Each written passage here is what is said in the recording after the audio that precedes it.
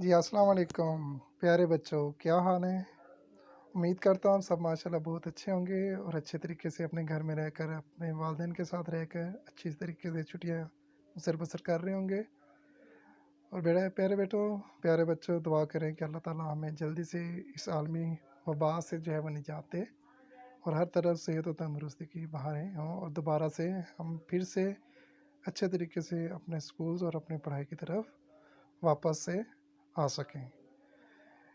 चलें जी, आज हम अपना नया सबक जो है वो शुरू करने जा रहे हैं हज़ूर सल्लल्लाहु अलैहि वसल्लम के इखलाक जी। टेक्स्ट बुक का सफ़ा नंबर 5 और इसके मुसन्निफ़ का नाम है हकीम मोहम्मद सईद। प्यारे बच्चों, पहले सबक शुरू करने से पहले आपको बता दूं हकीम मोहम्मद सईद साहब कौन थे। जी बच्चों, आप लोगों ने लाइब्रेरीज़ के अंदर या अपने घर के अंदर नौ निहाल का रिसाला देखा होगा या पढ़ा होगा कभी। बच्चे फूल और तरबियत वाला रिसाला देखा होगा मैगज़ीन्स के अंदर या लाइब्रेरीज़ के अंदर, आपने इस चीज़ को देखा होगा। तो ये हकीम मोहम्मद सईद जो है वो हमदर्द नौनिहाल के बानी हैं और इन्होंने आप सल्लल्लाहु अलैहि वसल्लम के अखलाकियात के बारे में एक बहुत ज़बरदस्त किताब लिखी है। उस किताब से ये एक चैप्टर लिया गया है आप सल्लल्लाहु अलैहि वसल्लम के अखलाक। तो प्यारे बच्चों, सबक के बारे में अच्छे तरीके से आगाही हासिल करने के लिए ज़रूरी है कि सबक को पहले अच्छे से इसकी बुलंद ख़्वानी की जाए।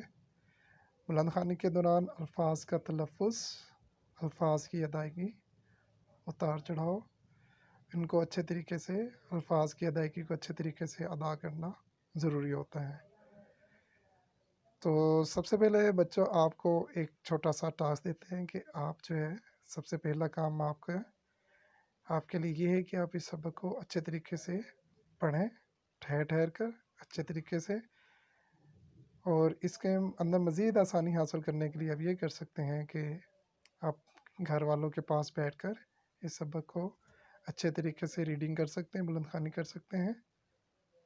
तो अगले दिन जो है, अगले लेक्चर में हम लोग जो है वो इसके अल्फाज मायनों पर रोशनी डालेंगे और इसके साथ साथ इसके सवालात और जवाबात पर।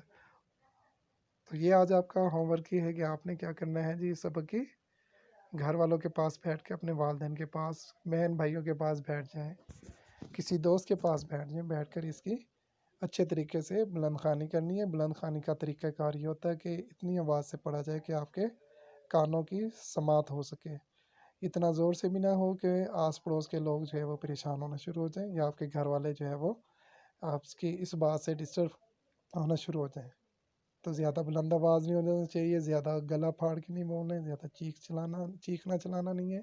आराम से धीमे अंदाज में और महज़्ज़ब तरीके से इसकी बुलंद ख़्वानी जैसे कि आपको सिखाई जाती है वैसे आपने इसकी बुलंद ख़्वानी करनी है। जो मुश्किल लफ्ज़ हो उसके लिए आप ऐसे करें कि आप उसको एक साइड पे लिख सकते हैं या रहनुमाई ले सकते हैं या मुझे व्हाट्सएप करें, मैसेज करें।